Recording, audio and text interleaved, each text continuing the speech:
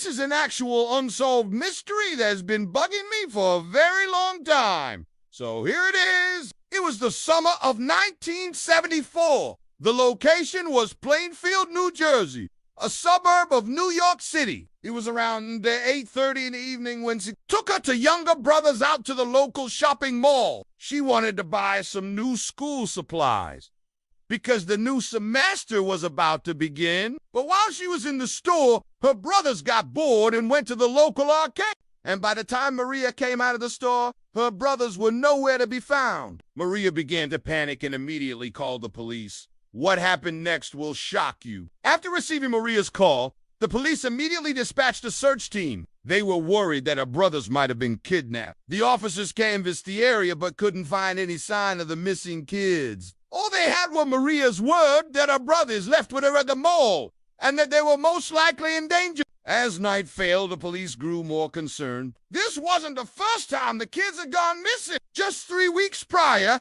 they had gone out for an ice cream and never returned home. Luckily, after being gone for almost 24 hours, they were found safe and sound at a relative's house. But this time was different. Maria knew her brothers weren't at a relative's house. In fact, she knew they didn't go anywhere. At 1 a.m., the police decided to bring in a bloodhound to pick up the brothers sent from the mall. The dog sniffed around the area and then began to walk away. The police followed the dog for over half a mile until it stopped in front of a house. The bloodhound barked, indicating that whoever was inside the house was connected to the missing boys. When the police entered the house, they found something horrible. Inside the basement, they found a girl who appeared to be tied up. When they freed her, they realized it was Maria. But how did she get there? Why was she kidnapped and where were her brothers? When asked what happened, Maria told the police that she had gone to the mall with her brothers. Then she went into the store to buy school supplies. She told the cops that as soon as she left the store, she felt someone grab her. She struggled,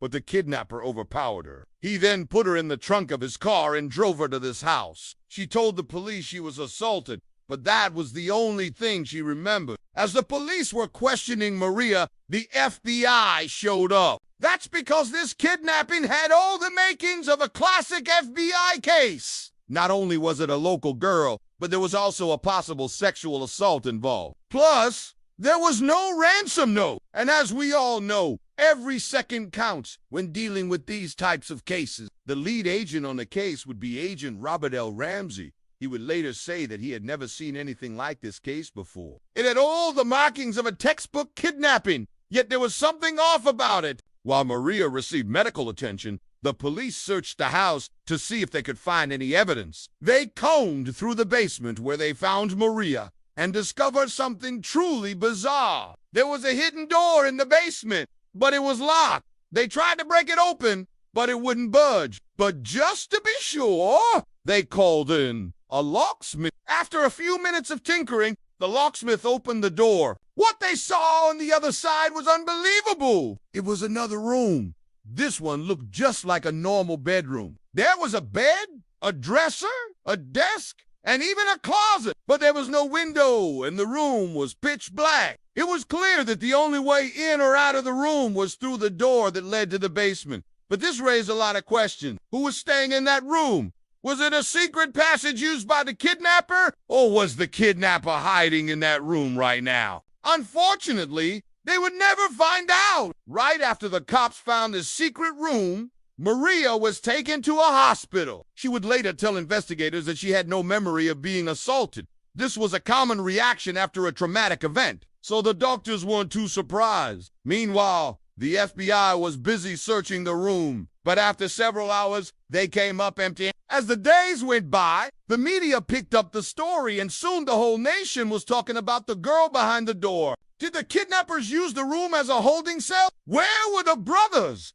And why did the kidnapper let Maria go? These questions would keep the FBI up at night. To make matters worse, Maria's condition began to deteriorate. Not only did she lose her appetite, but she also became extremely depressed. Her parents were beside themselves with worry. How could their daughter cope with such trauma? And what was the FBI doing to find her brothers? What the FBI didn't realize was that the key to this case was right under their noses. While they were inspecting the room, one of the agents noticed something strange. The door to the room didn't have a doorknob on the outside. Someone would have to crawl through the opening to open the door from the other side. So it seemed unlikely that the kidnapper would hide in that room. It seemed like a small detail, but it was actually a huge red herring.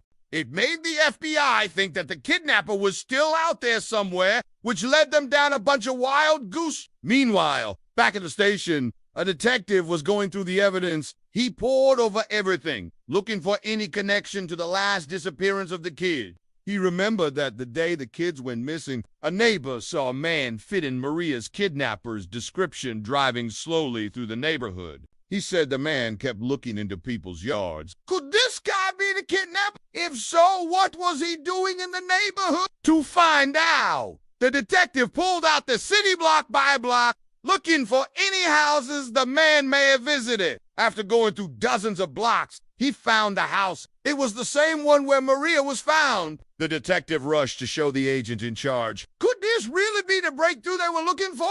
After reviewing the evidence, the agent in charge agreed. The detective then asked for the police to surround the house and raid it.